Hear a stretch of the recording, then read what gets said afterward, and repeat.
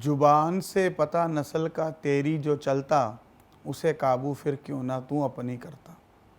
नमस्कार दोस्तों, आज का हमारा विषय है बुध भाव नंबर बैठा हो तो वह अपना क्या नए नेक असर देगा। दोस्तों, पांचवा घर सूर्य के आधिपत्य का स्थान है और बुध यहाँ पर अपने मित्र के घर में बैठा हुआ है और यहाँ पर बैठा हुआ बुध हमेशा ही नेक असर देता है। पंडित रूपचंद जोशी जी ने, जो कि लाल किताब के रचयिता हैं, वह अक्सर ऐसे इंसान को कहते होते थे कि तुझे बोलते वक्त सोच समझ कर बोलना चाहिए, क्योंकि तेरे मुंह से अचानक निकली हुई कोई भी दुआ या बद्दुआ वह हमेशा पूरी हो जाती है। इसलिए जो ऊपर की जो मैंने पंक्तियां बोली है वह भी इसी संदर्भ में बोली है, यानी कि मुंह से निकला हुआ अचानक हर वाक ब्रह्म वाक की तरह काम करेगा।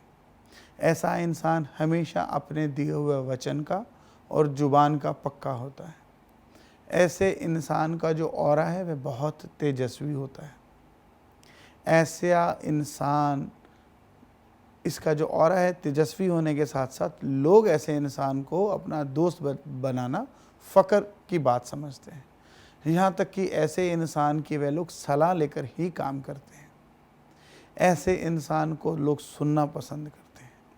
अच्छे व्यक्तित्व, विनोद प्रिय, हंसी मजाक की तबीयत का इंसान होता है बुध पाँच वाला। कभी कभी तो ऐसे इंसान शौक में फ्रेंच दाढ़ी भी रख लेते हैं। मैंने अक्सर देखा है, ये मेरा निजी एक्सपीरियंस है।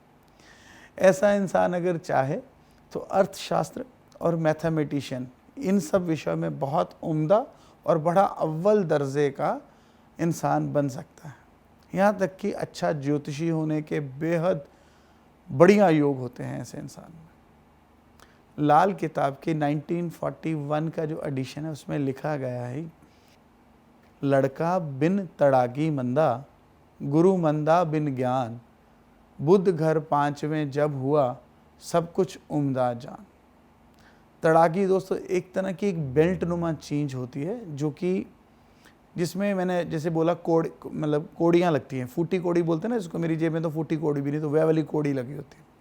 अक्सर हमारी जो माँ दादी हैं वह अपनी औलाद के कमर में बचपन में बांधती थी। आपके भी शायद बांधा गया हो या आपने देखा हो। अगर नहीं तो रामायण जो सीरियल था रामानंद सागर जी का, उसमें जब भगवान राम का जन्म होता है और उनको बचपन में निर्वस्त्र होकर खेलते हुए, छोटे से 2 साल 3 साल के बच्चे को खेलते हुए शिशु रूप में दिखाया है, उसमें उन्होंने तड़ागी पहनी हुई है। आप चाहो तो वह वीडियो भी देख सकते हैं। उसमें उन्होंने तड़ागी के अलावा शरीर में कुछ धारण नहीं किया था, इसलिए आपको तड़ागी का महत्व समझ आ जाएगा। ये हमारे वेदों पुराणों से चला आया है, ये हमारे संस्कारों का एक हिस्सा है। यानी कि ऐसे इंसान को तड़ागी या बेल्ट हमेशा इसका उपयोग करते रहना चाहिए, कमर के ऊपर बांधने के लिए। हाँ, और तो और जो गले में जो सूर्य का प्रतीक हो, यानी कि जो तांबे का असली छेद वाला पैसा है, उसको अगर आप तांबे के पैसे को या तांबे के छेद वाले पैसे को भी मैं आपको उसके मैं बताता हूँ कि जब हमारा देश आज़ाद हुआ था ना, तो उस समय तांबे की मुद्राएं चलती थी, कॉपर की।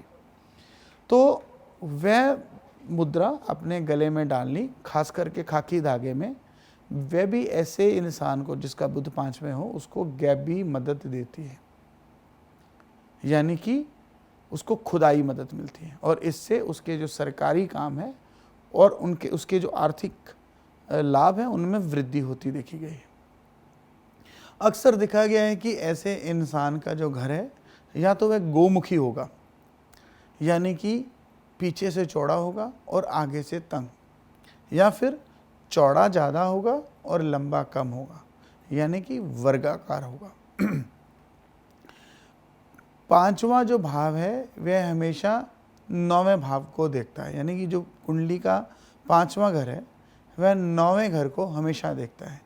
इसलिए यहाँ बैठा हुआ बुध कई बार अपने बुजुर्गों पर मंदा असर देता है, क्योंकि जो 9वां भाव है वह बृहस्पति का है और इसकी वजह से वहाँ पर 9वें भाव में अपना मंदा असर देने की वजह से बुज़ुर्गों के ऊपर किसी तरह का कोई ना कोई नुकसान छोड़ जाता है। इसलिए यहाँ पर बुद्ध के दिए हुए उपाय करने से इसका जो मंदा असर है वह समाप्त हो जाएगा। ऐसे इंसान को अपने घर में बेलदार पौधे लगाने से हमेशा बचना चाहिए। मिट्टी की खोखली मूर्तियाँ, किसी भी तरह की पीर या दरगाह आदि से लाई गई कोई राख या भभूति, किसी तरह का कोई धागा या तावीज, इन सब से ऐसे इंसान को बचना चाहिए। इनसे हमेशा दूरी बना के रखनी चाहिए। अगर ऐसे इंसान को कड़वा बोलने की आदत पड़ गई तो फिर इसका जो बुद्ध है वह मंदा असर देगा।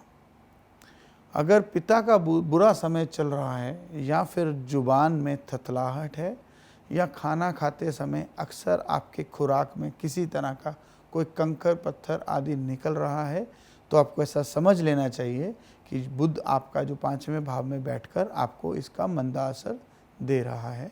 ऐसे इंसान को फिर उपाय कर देना चाहिए। ये उपाय करने से इसको इसका लाभ मिलेगा। दोस्तों, बुद्ध 5 वाले को क्या उपाय, पहले हम बात करते हैं कारोबार की, तो क्या कारोबार करने चाहिए ये आपको मैं पहले हम उस पर चर्चा करते हैं। बुद्ध 5वें वाले भाई को या जो भी मेरे भाई बहन है उनको बैम्बू के साथ, किसी भी तरह के बैम्बू प्रोडक्ट्स के अंदर लाभ मिलेगा। बेल्ट्स, पर्सेस, लेदर आइटम्स, इनमें फ़ायदा मिलेगा। स्टेशनरी के कामों में बहुत नेक फ़ायदा और लाभ ऐसे इंसानों को मिलता हुआ देखा गया है। ख़ास करके अगर ऐसा इंसान कमीशन एजेंट बन जाए या किसी भी तरह के कोई एजेंसी कारोबार करे तो बहुत लाभ होगा। इसी तरह उपाय के ऊपर चर्चा करते हैं।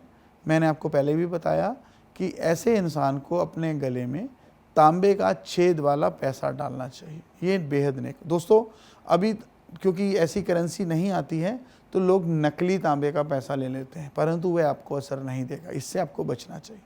पुराना जो सरकारी करेंसी है, जो सरकारी टकसाल में छपी है, वही करेंसी, वही तांबे का पैसा, भले ही एंटीक हो, पुराना हो, पर वही काम करेगा। चांदी का बेजोड़ छल्ला हमेशा आपको नेक असर देगा। ऐसे इंसान को बेल्ट का प्रयोग हमेशा करना चाहिए, ये भी मैंने आपको बताया है। गाय की सेवा से आपको आपका गृहस्थ सुख, आपको आपकी पत्नी का प्यार हासिल होगा। घर में भूल के भी इमली, कीकर, बांस आदि इन सब के पेड़ नहीं लगाने चाहिए और ना ही रबर प्लांट आदि लगाने चाहिए।